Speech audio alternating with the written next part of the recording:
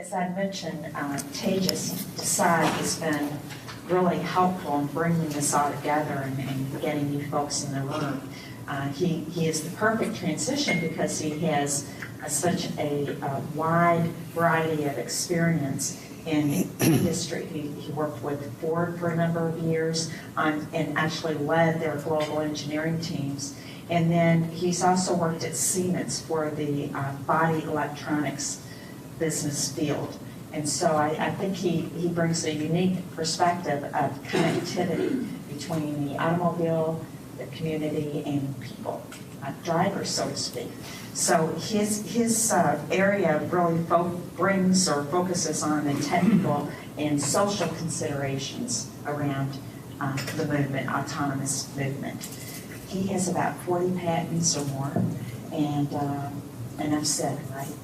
We're going to move on and have you present your case, Tejas. Thank you for being here. Great, thank you, Anne-Marie. Thank you all. Hopefully, with a light lunch, I can keep everybody still awake. You know, some of the things that John just talked about, they're really been exciting through my time here in Michigan of seeing so much tech that we develop. But one of the things that I thought about, you know, with automated driving was, you know, where's another place where we've already seen this level of automation? And one thing that came was in aviation. You already have autopilots that are working very well. If you look at F-18s taking off of an aircraft carrier, the pilot is actually hands-off in order to get the plane in the air. The plane's not going to take off with the pilot trying to control it. So, yes, there's a lot of things that we still need to develop, but at the end of the day, in a plane, which is moving in all three axes, we figured that out. We know how to do this. Well, how come we haven't done this in a car? So I thought, okay, let's take a look at that. And to do that, I said, okay, how did aviation really take off? What happened? And one of the things that we saw was that the benefits really came to society when everything was managed more holistically. That means it wasn't just one engine or a pressurized cabin. It was everything coming together. Technology gave us a lot of different things like the actual planes and the cabins, but then we started to get infrastructure from all the different companies and industries that are there, and government, each one playing its part to give us things like the first air traffic controller that we needed. Somebody had to train them. Somebody had to bring up that whole new type of content, or the radio navigation beacons that came throughout. Industry got together and said, we're going to need a common pool for this. But I think to some of the things we talked about from mapping, we need those high definition maps, but there's no need for everyone to have their own specific map. To the first workhorse plane, the Stratoliner from Boeing, that brought that part in, but at the end of the day, it was when the combination of all of those things, whether we talk about, just go ahead and click through, whether we talk about an actual aircraft company, to air traffic controllers and infrastructure that came together, to federal control of those air traffic control centers, to the regulatory side. So the one name that I put here, the Omar Akbar, was the first person to get a quote-unquote speeding ticket. So what are those regulations going to have to be when we have automated driving cars? Today it's very clear. If I have a drink, I shouldn't drive. But if I have an automated driving car, that should be a good thing, right? That I can go and go to a party, and just like going into an Uber or a taxi, I can get home now, right? But we said, well, if I have a level 3 car, then I need to take over. So do we rework those laws? And how's our state police going to say, well, you're in a level 3 vehicle with this model year? That's just not practical. We need to have consideration all the way around for what regulations need to change, for how we react to some of those things, how people behave around some of those places. We can't say that, oh yeah, my car has adaptive cruise control. That's automated also. We need education for public. And of course, we're going to need the tech, but also on the social side. Just like we got training for air traffic controllers, we got a whole set of industries that came up from aviation, same things we are going to have when we have automated driving. And what we need is all of those other things to come together to be a part of it in order to make it real. So if I say that we had those sibling industries growing together, aviation, it was long term. right? It was over those 60-year period, you had tooling, you had airports, you had all sorts of things that had to come together to go from the private planes to passenger travel, but that spawned so many other things. Rental cars at airports right now was just something that never even existed. All of the other things that go on at some of these airports that are the cities unto themselves, right? Those all came now that we never imagined when the Wright brothers first made that first plane. And similarly for automotive, you know, it grew quite a bit, but in the case of automotive, in the past 20 years, it's moved a lot faster. It's moved a lot faster because of some competition and because of our global marketplace. So some of the things for automation like airbags or ABS, airbags, they've been around forever. We don't think about it that way, but the very first patent for an airbag was in 1950. Okay, if it was in 1950 and it could save lives, why did it take so long? Because that's just the nature of our beast, that we take a long time to really work through the concept. And then after that, we say, okay, then what's the real idea going to be? And how do we get that in place with other people? Who's going to make the bag? How do we use it? How do we repair it? How do first responders manage a scene, an accident scene, when they come up on it? One of the first things that they do is they say, show me your keys. Why? Because they don't want the side impact airbag blowing up in their face when they use the jaws of life. And so these are all the things that we do in automotive. And yes, we have the tech. But once we develop the tech, there's a lot more that we have to go through to get to the idea. And once we have the idea, then we take even longer, another 10 years, for our first concept. And then we finally mass market it, because just because we have a great idea doesn't mean anybody wants it. So one of the biggest things that my wife says to me, you're an engineer, that means you're not really human. At the end of the day, what is it that you're doing that helps me? Because I don't understand all your gobbledygook of numbers and letters and whatever all that stuff means. So what?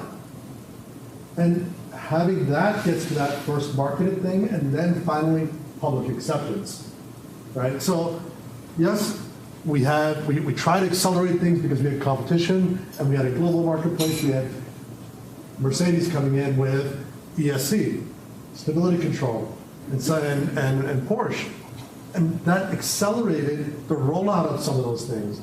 But when you get to this last one, adaptive cruise control, sure, we have that. We have the radar that follows the car in front of us. But what did Tesla do? Tesla said, you know what? I'm going to leapfrog all of this stuff. I'm not going to wait around. I'm going to say that, you know what? I have autopilot, because I have lane centering that keeps you in the center of a car using a camera, looking at the white lines on the road, and I have my radar that keeps you to the car in front. That's autopilot.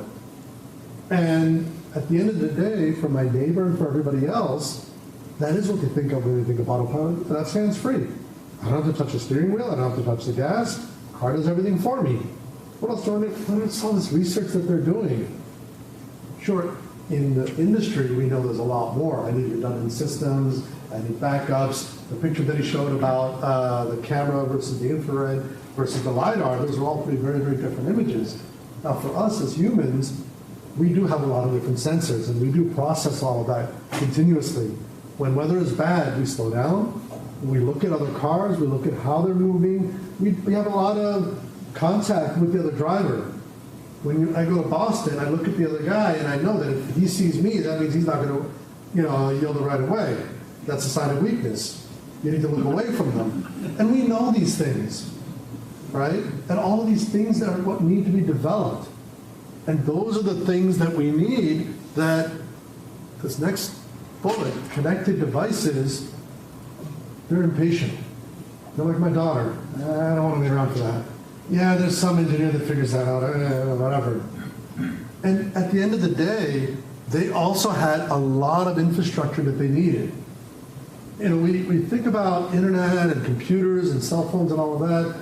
Oh yeah, that's just some software. That's the cloud.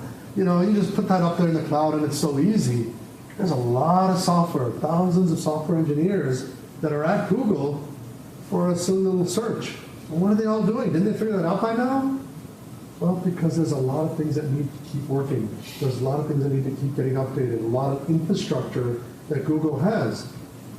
One of the top computer companies in the world that actually manufactures computers, you wouldn't believe who that is. It's Google. You know why? They make their own servers. That's because they needed so many of them. And we think that, oh, well, you know, it's just one engineer. It's not.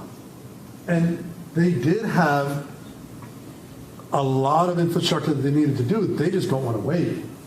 And yes, our competition is coming. Yes, we're in a global marketplace. Yes, there's people from all over. But just like we saw from Tesla, there's a lot of other people out there who are from that connected world that are going to leapfrog those last few steps. Yes, we need new technology. Yes, we need a lot of new things. But at the end of the day, we figured out automation for planes. What we haven't figured out is how to match that to how we drive. What do we do? And drive is not just me coming here to this meeting here today. Drive is for deliveries. Drive is for buses. Drive is for everything. And there's a lot more that's associated with it that we need to take into account. And that's one thing that those guys think about without the shackles and the baggage of the past 100 years. When I think about a car, well, it's got to be gas powered because I have gas stations. Well, why? Why do I need those gas stations? Well, you know, because I have this and all these other things that are programmed in my brain. It's not programmed in their brain. They're just going to go with the tech that's going to get us there. And they're going to think about the real problems that our neighbors and our friends and our colleagues have that automated driving will solve. And the difference is we need to be there. We here in Michigan are the ones that know everything because we've been at the core of automotive tech. So we have the highest concentration of engineers. And what's the one thing that an engineer does? Solve problems for people, right? So, you know, I made the statement a little bit provocative. Are we too focused on technology? That we had the DARPA challenge many years ago that said, you know, the Defense Department said go from point A to point B, and you'll find out where point B is all by yourself. And initially, all the cars crashed, and then the next year, they got a lot further, and then finally they were successful. And today, we have automated driving vehicles that are running around doing tests on the road. But what does that really mean to everything else? We're missing all the societal impacts for that mobility, because all of these things are going to come at a cost. And just that individual cost, I don't know if I would say, yeah, I would like that, right? And what we're missing is, you know, we know the huge observable benefits. We can save lives, we can have fuel efficiency, we can have less emissions, but there's much, much more deeper unseen social impacts and benefits, just like with our phones. We had a phone that was a rotary dial at one time, millions of years ago, back when I was younger, that was how we communicated. You called somebody, you didn't do long distance because that was expensive. And that was a paradigm that we had. And today, with our cell phones, it's not a way of talking to somebody in somewhere nearby. It's so much more. It's my navigation, how I got here. It's how I figured out what's open for the Office Depot that I wanted to go to. It's how I find out what's around me. It's how I see where my friends are. It's so much more that we never imagined that we need to think about. And that's how we really get that progress going up. So if I say, what are the benefits of some of the mobility? Sure, no accidents and reduced congestion, but where's that really going to take us? And so I said, okay, what lies beneath all that? So no more accidents.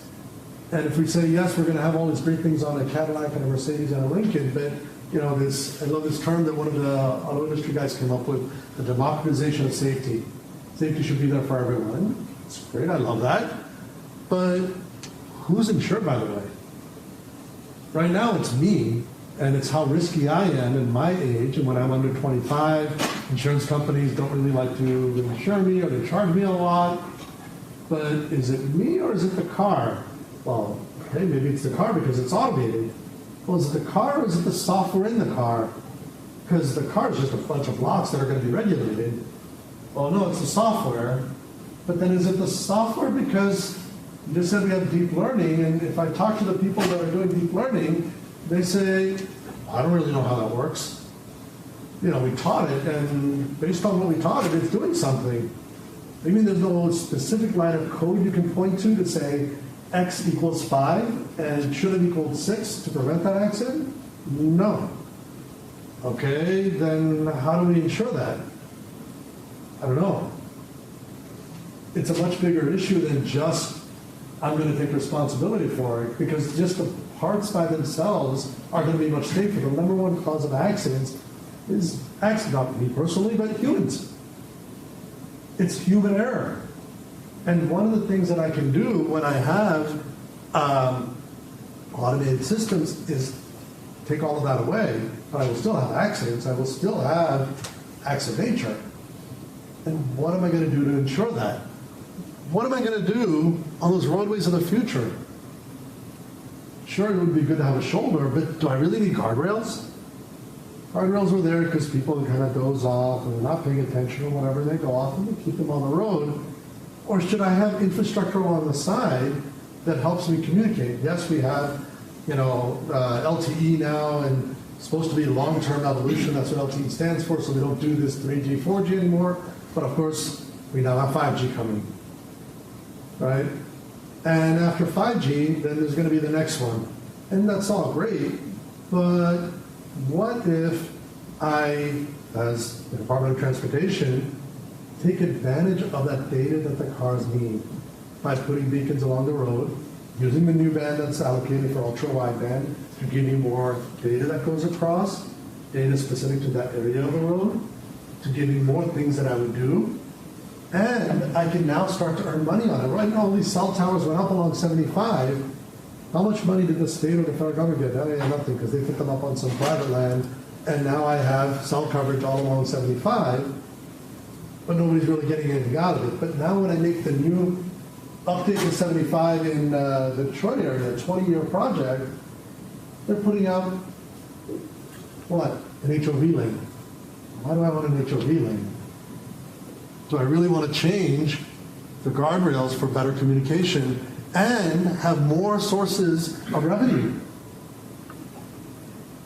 How do we fund some of these civil services? Right now, granted, I'm a bad guy. I tend to drive a little bit faster sometimes than the posted limit, and that's a good source of revenue for a lot of municipalities and for judges. Well, if I have automated driving vehicles, then nobody's speeding anymore and nobody's running a stop sign. Well, I'm sure those judges aren't going to be so happy with a zero salary because they hear a lot more than speeding cases. It's just that all the speeding tickets are the biggest portion of the revenue. Not to say that we don't want to do this, but we just need to think that through of we need to transform, right? How do we make sure all that software is uniform and updated? Yes, when the car is built, we give that to them. And, on our phones, we get that thing, there's a new iPhone update or whatever, a new Android update. Do you want to install it? And, okay, I usually do because, I'm a little bit crazy. But a lot of my friends, they say, oh, no, I reject that. I don't want any update. I bought my phone like this, and I want it exactly like that. That's how it was warranted. Yeah, I know, but some of those are security patches because somebody hacked it and they figured out how to get in. You don't do that update, they can hack into your phone. I just use it to make phone calls. Okay. And so now when I have a vehicle and there's an update that's necessary for that vehicle, how do I make sure that the person did all the update, that all the cars are operating on that same level, right? So, and we talked about this a little bit, that the first responders, when they get there, today we're looking at human-controlled traffic issues. Somehow there's some accident that happened, and I know more or less how humans are going to behave. When there's an accident, everybody wants to slow down and see what happened, right? And I know that if I'm a police officer, I stand there and I guide people around. Well, that camera, when it sees me guiding someone around, is that going to see it the same way? Or because we got new uniforms for the 200th anniversary of Michigan's, becoming a state, all of a sudden the car can't see me. Yeah, I'm going to be bumming as a state police officer. How do I make sure that I'm visible? How do I make sure that when I come up on a vehicle that's been broken down, do I need to be a computer tech that goes and types things in and figures that out? That's not me. I'm not a police officer. I protect people, right? Or the EMS guy that's coming to help me because I was in an accident. What do they need to do to get into that vehicle, to tell it to stop operating? How do we need to train them differently? How do we need to bring them up without having to deal with those consequences? Of course, we want reduced traffic congestion, but what I really want is to be ahead of the guy in front of me. I hate that the guy's in front of me. There could be 30 people, but I need to be the one in the front. As long as there's somebody behind me, I don't feel so bad, right? So the thing I hate the most when I go to an amusement park when there's nobody behind me in line, as soon as 10 people get behind me, I feel better. But can that be a way that we monetize priority passing or real-time traffic optimization? When there's an event at a stadium, at Tiger Stadium, and they're releasing all the cars out, of course we can time all the lights to get people out and have all the automated driving vehicles go into different routes as they go, but how about if all of a sudden there was a default in the timing so that if you chose, you could more easily get to Bricktown Casino, right? These are things that we can do as additional benefits that, again, industries, when they participate, they can provide more revenue to help fund a lot of these things. But also, how am I going to differentiate my Ford Focus from my Lincoln Continental? There's a big difference in the price of the car. Yes, the Continental has a 22-way power adjustable seat. I don't know what you can adjust, but it does. But today, it's about the engine and how much I can pass and this and that. But why can't that car be better in timing the lights to know that I'm always going to get a green light? Because you know what? When I'm driving, quote unquote, in these automated driving vehicles, if I always get a green light, my wife's a lot happier with me. Because today she gets annoyed that I accelerate way too fast, and I get to a red light, then I'm stopping, then I'm accelerating again. You know what? That is a definition of luxury. Okay, I'm not going to notice that I'm going at 43 instead of at 58.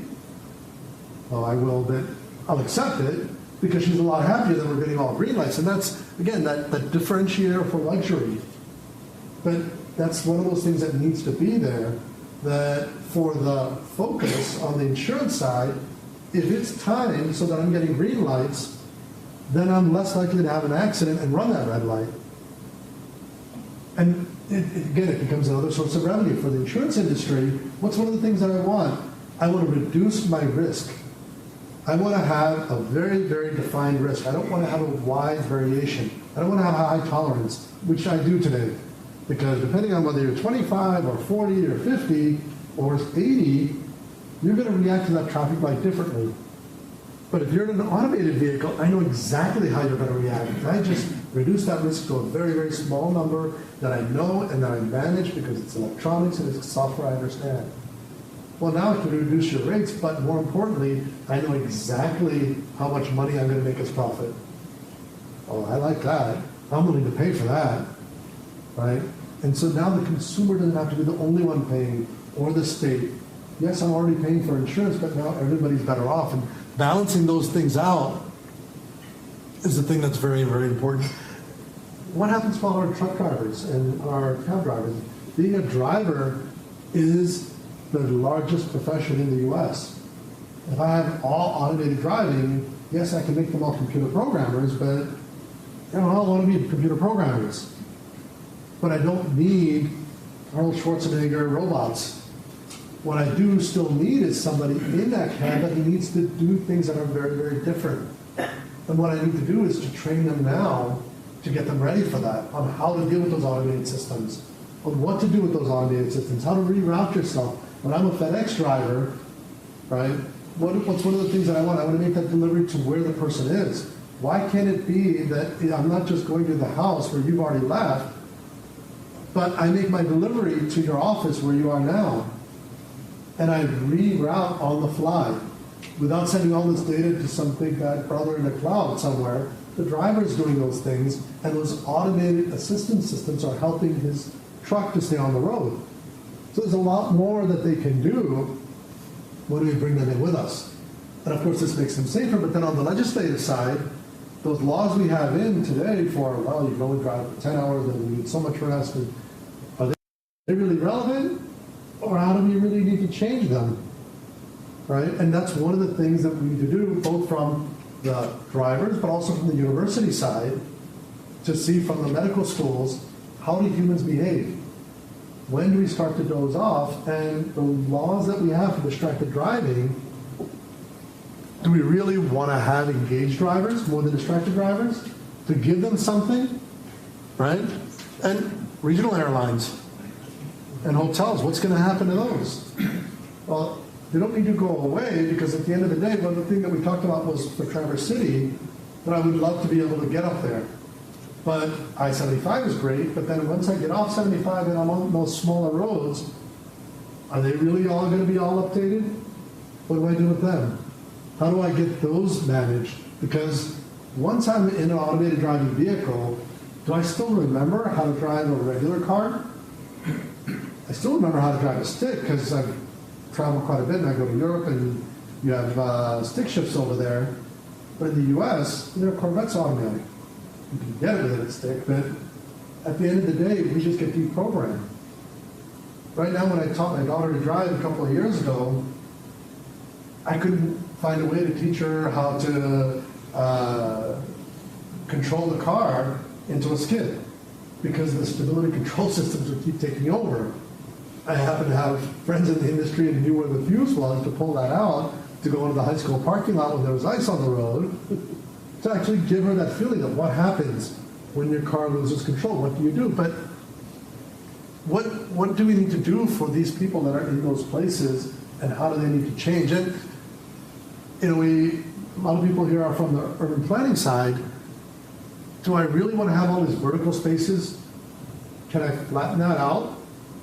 Where I live in Troy, right now they just started a loop along the main drag there, Big Beaver, with a trolley. And okay, that's nice to get more people walking and up and about, but having a trolley with a guy driving that thing, was that really the right thing in the heart of Automation Alley? I don't know. Why couldn't we have a lane with an automated driving vehicle, or these pods or whatever, that get people around a lot more easily? It's the heart of where we are developing all these things, right? So, what can we do for fuel efficiency? Well, one of the things that I do when I buy a car is I want to have power, because I need to get merge onto the highway. When I try to get onto 75 Crooks Road, it's a tiny on-ramp with a small amount of space for me to merge, so I want to be able to accelerate very fast. But if I have automated driving, do I really need all of those things for my commuter car? Our friends in Canada have, alternative fuels. One of the things for that people will like is, I don't really get all the power that I want, it's not as much fun, But again, in my commuter car, do I care, especially if it's automated and it's going to merge efficiently like a nice zipper, right? Every other person merges together. So how many lanes do I really need for that merging? Right now, when we build our roadways, we try to plan out how much you need for this number of vehicles coming together. There's a lot more time that we need to give it, but do we really need all that? And I talked already about, instead of the HOV lane, do I need an automated driving lane? To encourage that instead. And then the driver education industry. Of course, I can do scenario-based, but like I said, we already stopped saying pump your brakes. On the contrary, never pump your brakes, because every car has ABS. But when I'm in an automated driving vehicle, what do I need to teach? And if I have a level 3 vehicle, that means that the human still has to take over. But if I have to take over, what skills do I need to have? One of the things that they find is a big problem for pilots is with the high level of automation, that they tend to forget the things that they know. These are guys that are really good. They're the ones on the plane, so their lives are on the line. The Air France plane that went from South America to Paris that crashed into the Atlantic, they found that the pilots actually had training on that scenario 8 months earlier. But because you never go through that, you never have to use any of those systems. These are highly trained people, educated, having to go through training consistently and constantly, professionals. And what's going to happen when me, my neighbors, and we have that one time that we took our driving test back at age 16, and even at that, as on an automated driving vehicle, will I really know how to do an emergency maneuver? And how do I tell that person how to do that emergency maneuver? Again, going back to that medical school, how do I communicate to the human that's there? How do I tell them what to do, right? There was a study done at Stanford. They had a simulator for a vehicle. So it was 200 degrees all around, just like these planes. And they told their respondents that we're going to test your emergency response behavior. So you're going to be in a simulated automated driving car, and the computer's going to go crazy because, you know, it's insane, and you need to take over. You're going to crash and die.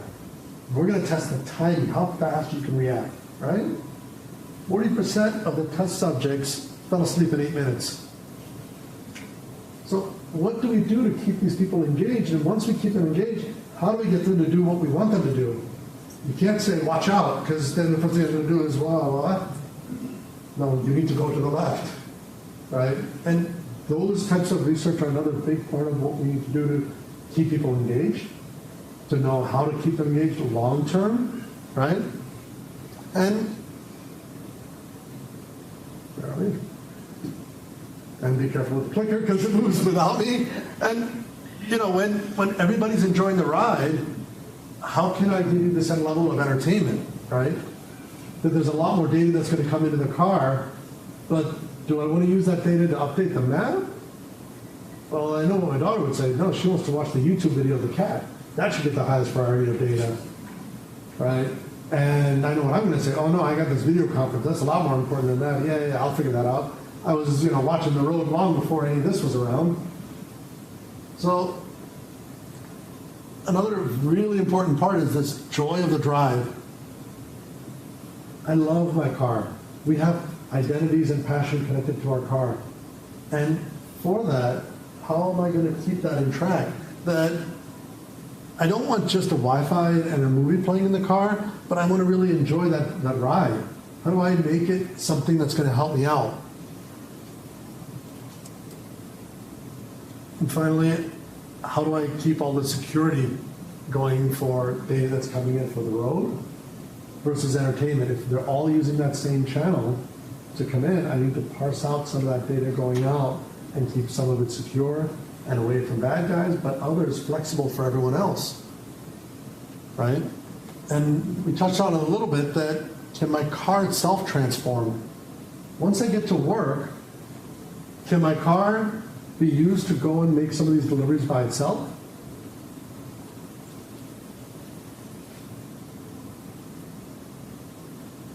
And if we say we're doing these things, what are our new rules for not just people that are blind, then what do they need to be able to drive, but if we have parking lots with all these handicap space, can I drop people off?